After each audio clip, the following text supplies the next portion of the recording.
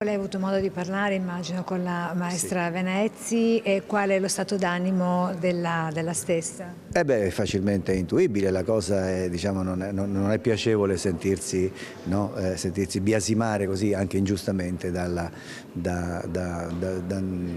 social, da tutta questa attenzione che va al di là di quello che è giusto e corretto. Clima sempre più teso tra le mura della Fenice, il peso delle contestazioni sembra ora farsi sentire proprio sulla diretta interessata. La direttrice d'orchestra Beatrice Venezzi ha accolto con amarezza e scoraggiamento le critiche che dentro e fuori dal teatro stanno accompagnando la sua nomina a direttrice musicale. Così dal racconto del sovrintendente Nicola Colabianchi. A blindare la nomina interviene anche il capogruppo di Fratelli d'Italia in regione, Enoch Soranzo.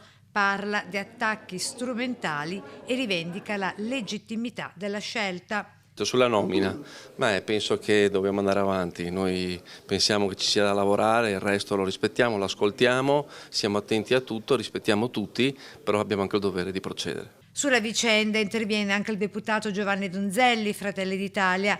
Per meriti, per capacità, è stata una scelta in un ruolo importante a Venezia, aggiunge.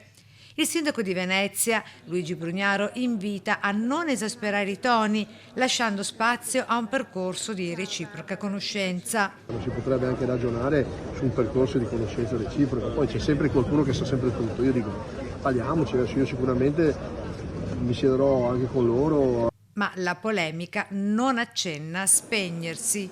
Non ci sarà dunque un passo indietro, la Venezzi resterà?